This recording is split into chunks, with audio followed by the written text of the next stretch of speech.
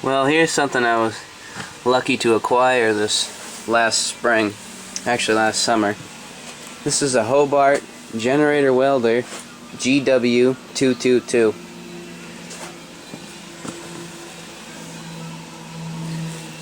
It's got a Wisconsin, I think it's a TFD twin cylinder, 18 horse,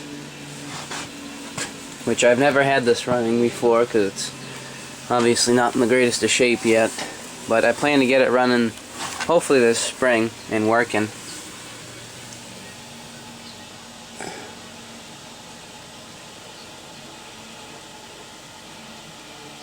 %50 duty cycle, 200 amps. This is for the engine.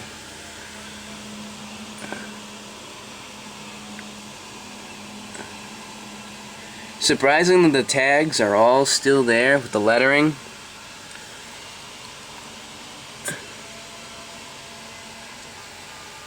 And the only flaw on them is pretty much that corner where it's rotted off. Other than that, they're all still there and pretty much got all the paint left on them.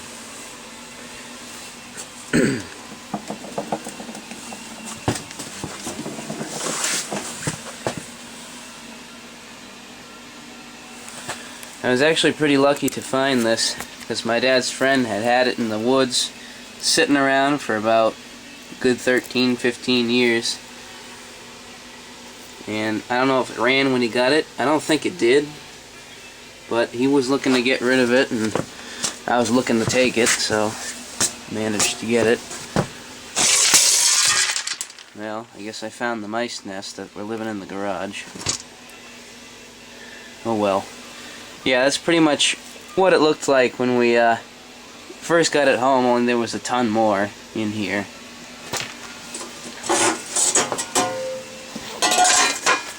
Because we had all this apart. And this was completely full, almost to the top, with mice nests and squirrel nests and everything, or chipmunk, whatever you want to call them. And they were all loaded in here. It's got a 2-prong electrical outlet on the side. It only puts out 75 volts. And here's the outlet down here.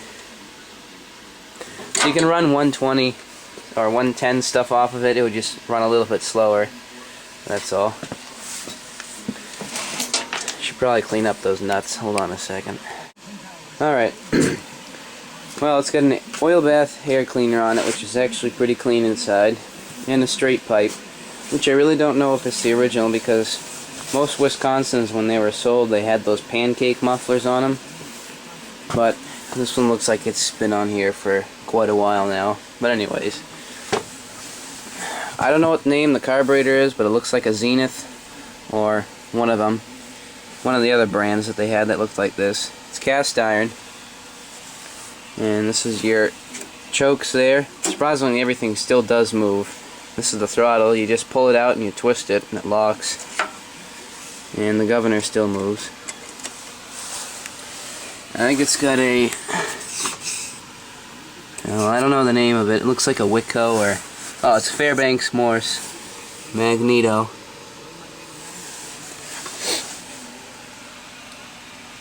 And we just have it bolted down to this dolly for now, because the original pan that went under it with the gas tank had to come off for the winter so we could store it.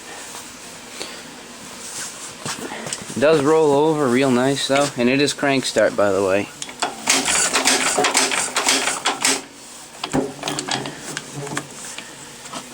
So the label on the front, that's been worn off.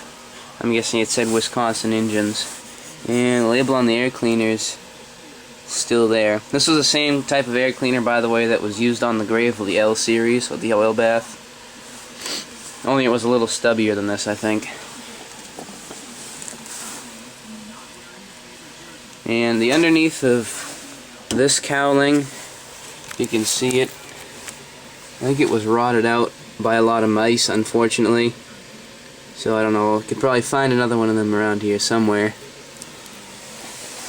See if I can get a new one of those. And this cowling was loaded with stuff and still has some residue left in it. My dad and I took off the head on this because when we took one of the spark plugs out, it took all the threads out too. So we had to put a helicoil in it. But the head doesn't look that bad, and the pistons are alright. They're a little wobbly, but they should be fine. And it's still got a lot of stuff in there. But they move in unison. It's not like one's up and one's down. And all the valves work and everything.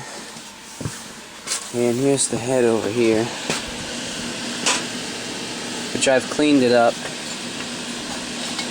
And that's the one that had the helicoil put in it, which it went in kind of crooked, so I'm probably going to buy a new head and just keep this around for a spare. And it should clean up easy, I guess. And that's the head gasket over there from it, which I happen to have a new one. And the dial moves and everything on the back. I don't know what the settings are. I have the manual for this I got offline, so I'll have to read that and figure it out. But other than that, it's actually pretty cool, and I hope to use it. And we'll see how it works. Alright, I don't know how good you can see it, but this was the cradle that the Welder generator went on. And inside there, which isn't there now, there was about a 5-gallon gas tank that I got up on the hill, which I drained, so I'm storing it for the winter.